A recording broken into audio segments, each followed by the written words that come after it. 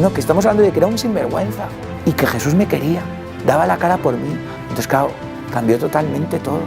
Y en la esperanza y en la súplica, Él actúa, se tira del cielo, baja por cada uno de nosotros.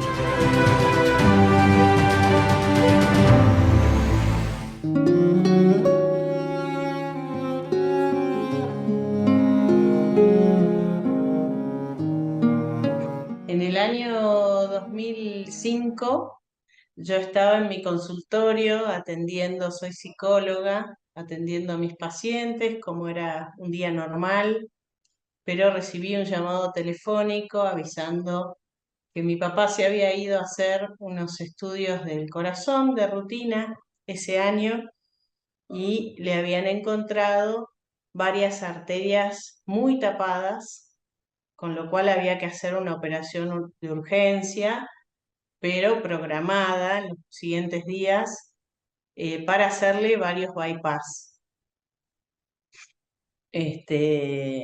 Bueno, 2 semanas después él entraba a su operación, lo vimos salir en camilla, haciéndonos con el pulgar para arriba, que iba a estar todo bien, que estaba todo bien, y ese fue su saludo final.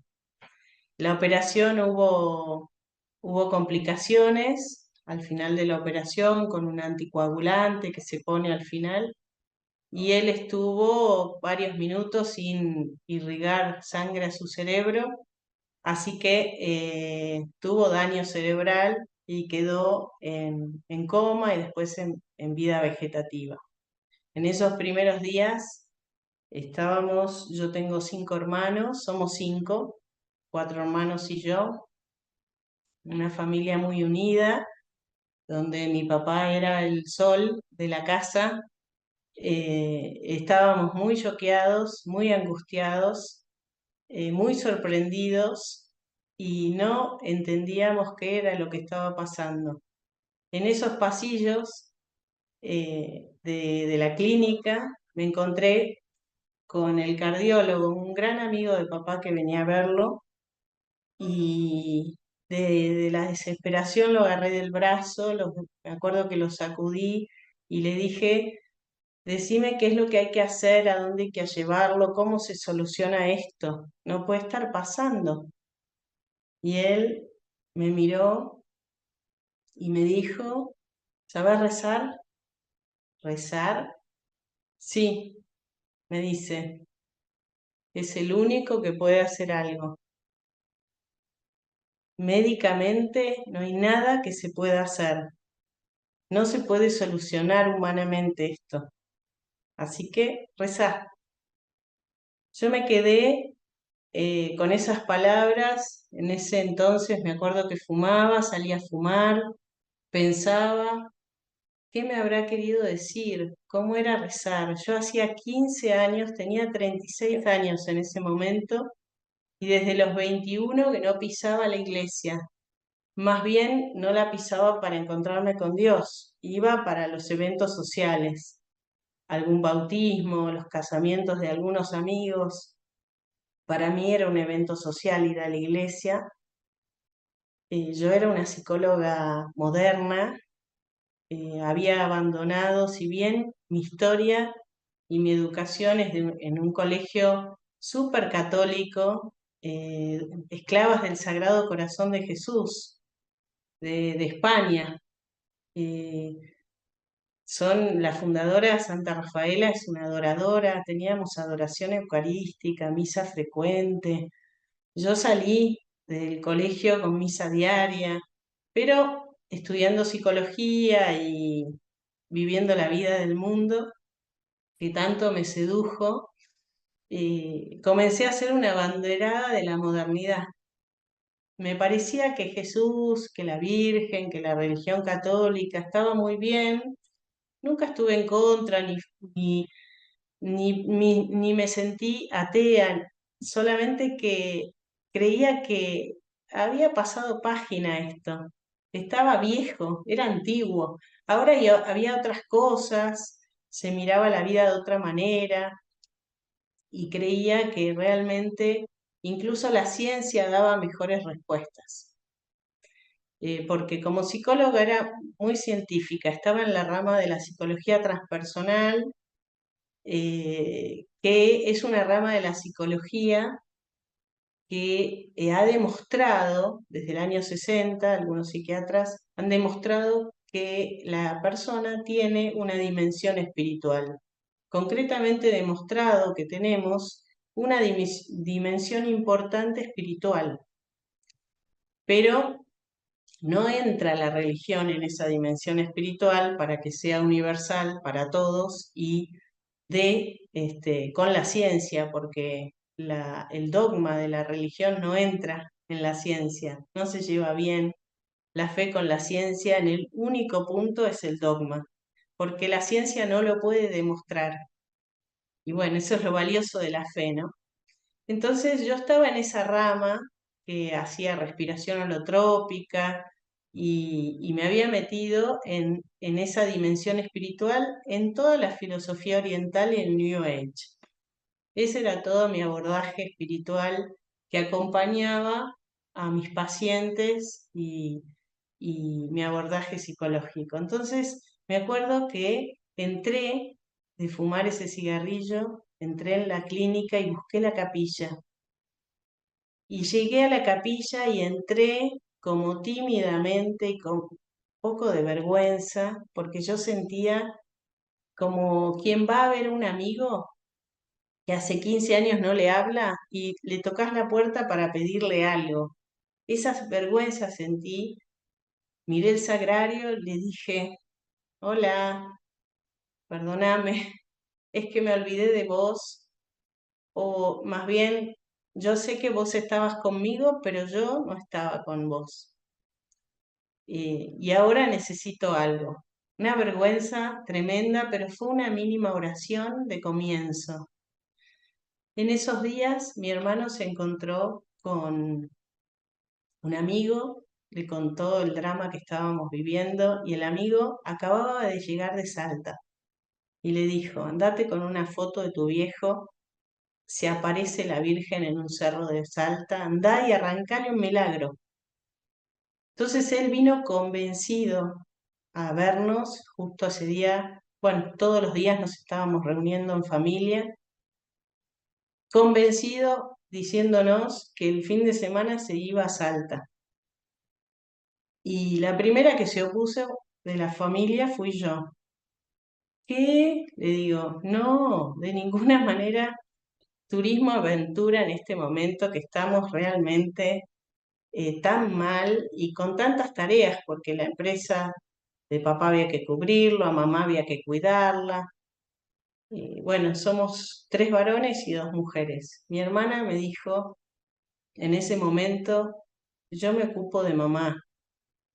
Y mamá dijo que no podía realmente, el shock que tenía, no podía casi nada, ni con ella misma. Dijo, no, solo no te vas. Me parece muy bien que vayas, pero solo no. Carolina te acompaña. No, mamá, ¿cómo voy a ir yo? Hacelo por tu padre. En ese momento, sí, por papá, lo que sea, ¿qué hay que hacer? Así que un poco me empujaron, me sacaron el pasaje, me hicieron el bolso, por poco yo estaba subiendo ese sendero del cerro y no entendía qué estaba haciendo. Mi hermano corría convencido de que iba a bajar con un milagro. Y yo subía pesada pensando que estaba haciendo algo inútil, que no encajaba con nada. Llegamos arriba y empecé a tener muchas manifestaciones de angustia, de emoción, pero yo explicaba todo como una psicóloga, como alguien científico que dice, no, bueno, acá hay mucha sugestión, es muy sugestionable el lugar, hay un coro divino que cantaba una música que realmente la gente, yo pensaba, se desarmaba, que era lógico, que tocaba lo emocional. De mil maneras me lo trataba de explicar. No entendía cómo la gente se caía como se caía sin resistencia, porque pregunté y me habían dicho que la gente no perdía la conciencia, pero se caían y se desplomaban. ¿no? Cuando pasaba, la señora María Livia hacía la oración de intercesión. Era muy llamativo para mí, no me cerraba, pero todo lo racionalizaba. Cuando me tocó pasar, yo sentí en el momento que me dieron la señora María Livia, pasó haciéndome la oración de intercesión, yo sentí que mi cuerpo pasaba a ser como de trapo, que no perdí en ningún momento la conciencia, pero me caí completamente desmoronada. Incluso traté de hacer fuerza con mi mente para recuperarme, pero mi cuerpo no me respondía. Estaba totalmente rendido y no era a la actividad mental. Entonces en ese momento comencé a sentir que como si me entrara desde la cabeza, como si entrara alcohol a mi cuerpo. Todo mi cuerpo empezó a arder, hasta los pies. Todo el cuerpo me ardía. Era un ardor como que me quemaba, pero sobrenatural. No sé por qué, pero yo sabía que era el Espíritu Santo que estaba quemando mis impurezas, que mi estado del alma estaba totalmente contaminado. Yo lo supe sin pensarlo, solamente lo supe. Y en ese momento comenzó a manifestarse, a acercarse nuestro Señor Jesucristo. Él se acercaba a mí y me miraba con unos ojos llenos de autoridad y de dulzura. Él me invitaba y me atraía. En ningún momento me sentí invadida ni forzada a nada. Pero como que él se acercaba y se detuvo. Él esperaba, yo lo sabía, sin hablar, yo sabía que él quería que yo lo aceptara.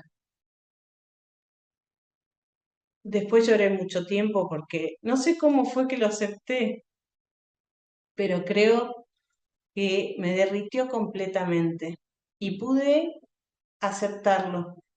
Y esa aceptación hizo que él me abrazara con todo su amor. Él no me tuvo asco. Y eso que hasta en ese momento yo sentí mal olor, el mal olor de mi estado y de mi alma. Sin embargo, tan inmenso es su amor que él no sintió en ningún momento rechazo ni asco por mí. Y en el momento que me abrazó, empecé a sentir un amor tan familiar, tan llenador, tan pleno, que nunca nadie me amó así y creo que no podría yo tampoco amar así y creo que no es un amor humano, es un amor que lo completa y lo llena todo, un amor que resultó tan familiar que yo supe que era mi creador. Era Dios Padre que me hizo saber en ese momento que hasta los cabellos de mi cabeza están contados. Él conocía más de mí de lo que yo conocía de mí.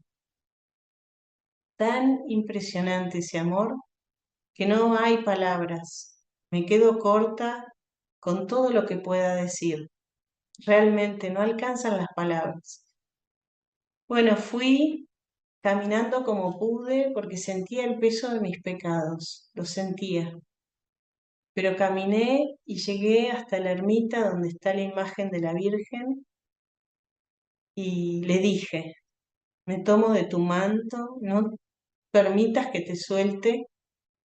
No sé cómo se hace, pero a partir de este minuto yo vivo solo para Jesús. Yo entendí en mi alma que Él, el Creador, me había hecho consagrada desde el vientre materno, que yo era toda de Jesús.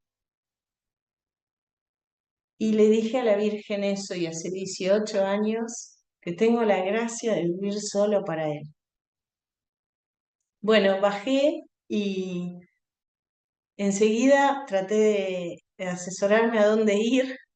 Me recomendaron un sacerdote que después fue mi director durante todo el primer año hasta que se fue del país y me fui a confesar. Yo en la efusión del Espíritu no necesité ni escribir en un papel todos mis pecados. Tenía una larga lista, lo tenía clarísimo. Sabía qué había hecho, pero lo que más me dolía, que sabía y sentía que a Dios le había dolido más, era mi indiferencia. El haber estado lejos de Él es lo que había producido toda esa lista de pecados. Y toda esa lista era la consecuencia de haber estado lejos de su amor. Y me fui a confesar y empecé con la lista, lloraba, y no sé si entendió algo el padre de lo que decía, pero en la mitad me empezó a frenar y a decirme, hija, hoy hay fiesta en el cielo, bienvenida a casa. Y yo lloré bastantes meses, arrepentida y agradecida por el don del arrepentimiento. Y bueno, y ese fue el comienzo de mi camino de nuevo en casa. Ven Señor Jesús, porque sin ti ya no hay paisaje. Ven Señor Jesús, porque sin ti no hay melodías. Ven Señor Jesús, porque sin ti no encuentro paz en nada. Sin ti mis ojos no brillan. Me costaba todo mucho al comienzo. Rezaba un misterio el rosario y me iba a dar una vuelta. Me costaba todo mucho. Me costaba concentrarme en ir a misa el domingo, que no me olvide que el domingo hay que ir a misa. No lo tenía nada incorporado. Tenía que también concentrarme y esforzarme mucho en conocer y cumplir los 10 mandamientos para poder vivir en gracia. Y confesarme una vez al mes, ir a verlo al Padre y sacarme todas las dudas y dejarme dirigir por Él. Y, y yo le decía, yo soy de Jesús, así que me tengo que consagrar. Bueno, espera, vamos caminando despacito. Primero volvé a ser una buena cristiana. Y así fue que volví y retomé despacito en la vida de la iglesia. Tuve la gracia de encontrar sacerdotes que me ayudaron mucho. Yo volví del cerro de las apariciones de la Inmaculada Madre del Divino Corazón Eucarístico de Jesús y pensaba que mi papá se iba a parar de su vida vegetativa y me iba a abrazar y me iba a decir, gracias hija por haber recibido el milagro de la Virgen y de Dios. Yo me imaginaba eso y eso no pasó. Mi papá estuvo 10 años en vida vegetativa.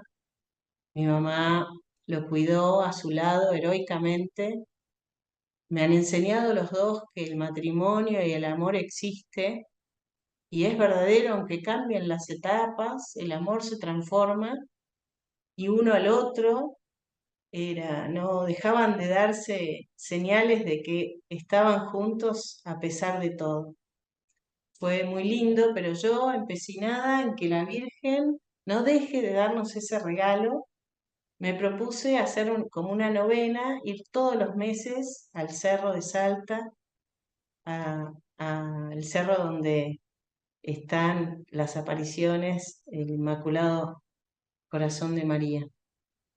Y bueno, yo eh, realmente empecé a ir, me anoté en las peregrinaciones y como mucho no podía pagar porque había cambiado el trabajo, que al volver yo tenía un consultorio muy grande donde hacíamos cartas astrológicas, tarot, eh, había respiración holotrópica, Yo misma había consultado Reiki, había cuencos tibetanos, es decir, en mi consultorio se hacía todo tipo de acciones como para el cuerpo, la mente y el espíritu.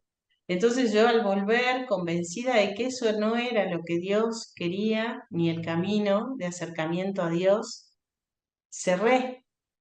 Me quedé con algunos pacientes simplemente y con mucho temor porque quería que Dios me regalara una mentora que me guiara en esto de meterme y corregir la psicología general a la católica, la que fuera compatible con realmente el Evangelio, ¿no?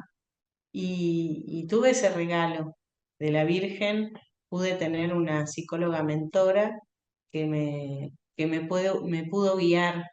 Al día de hoy sigue siendo mi mentora y me va guiando, una persona excelente, muy comprometida con Dios y con su profesión como psicóloga. Y bueno, y entonces yo empecé a ir a los 9 meses seguidos, esa era mi objetivo, conseguir el milagro, pero en realidad Dios en sus planes estaba purificándome, convirtiéndome, me iba guiando y yo podía hablar con las carmelitas de aquí, de Salta también, cuando venía al Cerro de las Apariciones, de la Inmaculada Madre del Divino Corazón Eucarístico de Jesús. Ellas son servidoras también y la Madre Superiora, que ahora en paz descanse, ya falleció, me guiaba muchísimo, me dio muchos buenos consejos para poder vivir una vida eh, cristiana, en Dios. Y una cosa que a mí me empezaba a pasar es que yo iba un rato antes de la misa, empecé a ir a misa en la semana y un rato antes me sentaba en el sagrario, cerquita del sagrario y hablaba con Jesús. Y empecé a sentir que estaba de nuevo adorando. Eso es de los frutos del Espíritu Santo que fue guiándome en recordar de alguna manera esos años de mi infancia, ¿no? En el que había puesto el Señor a través del colegio esa semillita de adoradora eucarística. Y justamente la advocación de la Virgen que se aparece en Salta, el llamado y el mensaje principal es volver a la Eucaristía. Así que a mí me pasaba eso de empezar a buscarlo para hablar con él y encontrarme con él en la Eucaristía. Y se dio con 2, 3 amigas de las peregrinaciones que nos fuimos juntando, que quisimos venirnos un año a Salta a nada, a purificarnos, a cambiar de vida, a entregarnos a Dios. Estábamos todas más o menos en la misma edad y en una situación parecida de conversión y de reinicio, ¿no? De la vida, un volver a nacer. Entonces coincidíamos y nos vinimos. Y en ese tiempo, ya llevábamos casi 2 años aquí viviendo juntas, yo tuve que buscar un trabajo porque, bueno, para mantenerme. Yo ya estaba definida, viviendo una vida más dedicada a Dios como consagrada, haciendo los primeros pasos experimentales, guiada siempre por el sacerdote, y conseguí un trabajo eh, muy providencialmente, porque yo no conocía a nadie en Salta, sin embargo entré en el Ministerio de Desarrollo Humano. Me tomaron como psicóloga para un plan que tenía que supervisar y informar si los chicos huérfanos estaban bien cuidados en las casas de tránsito y en los mismos hogares en los que los contenían. Y allí tuve una experiencia muy fundante con uno de los chicos, José, que se escapó del hogar. Él ya me venía pidiendo que lo cambiara. Él se escapa del hogar en donde lo cuidaban porque no lo cuidaban bien y estaba siendo retado muy arcaicamente, con pedagogías muy antiguas, yo diría casi violentas, del matrimonio que lo cuidaba. Y él era un chico muy inquieto, daba mucho trabajo. Se cruza toda la ciudad caminando y se mete en el ministerio justo antes de que cerráramos y se esconde ahí. Toda la policía lo buscaba. Yo al día siguiente llegué a las 8 de la mañana muy preocupada porque estaba toda la policía desde ayer, desde el día anterior buscándolo, y él aparece al lado de mi consultorio, yo abriendo mi consultorio y él atrás de un sillón aparece, licenciada, licenciada. Entonces yo le digo, vení acá, ¿qué estás haciendo? Le di el desayuno, avisé a todos que estaba conmigo. José, ¿por qué hiciste eso? Y él me mira con unos ojos negros, como si fuera en ese momento el mismo niño Jesús que me dijo, yo sé que usted nos va a ayudar, por eso vine. Y en ese momento yo sentí la llamada a emprender un camino y ayudarlos realmente. Como en la vida pública de lo que es lo estatal es muy difícil, lo recé mucho y empecé un camino privado. Organicé despacito una fundación, me pareció ponerle Hogar de María, después Hogar de María no era, finalmente fue Refugio de María, todo muy orado, muy caminado despacito, y cuando estuvo todo para firmar, la escribana nos dice, vénganse el lunes a las 10 de la mañana, bueno, toda la comisión directiva, todos pueden, sí, es el lunes. Firmamos el lunes, entonces vamos, Fundación Refugio de María. Yo antes de salir para la escribanía, me senté y escribí en Google cuál era el santoral del día, el santo del día, porque yo dije, este santo nos va a acompañar fuertemente en esta misión. Y que era el día, era el 4 de julio del 2011, el día de Nuestra Señora del Refugio de Pecadores. Entonces ella se nombró patrona de esta misión y es la patrona del Refugio de María. Y así comenzó la misión, ella presentándose como la patrona. Empezó con los niños huérfanos, siguió con los niños que viven con sus mamás, y igual necesitan mucha asistencia porque tienen carencias crónicas. Y ahora la Virgen está sumando a los niños grandes que tiene, los adultos que tienen niños heridos y con muchas carencias en su corazón, porque esta advocación es la protección maternal de María.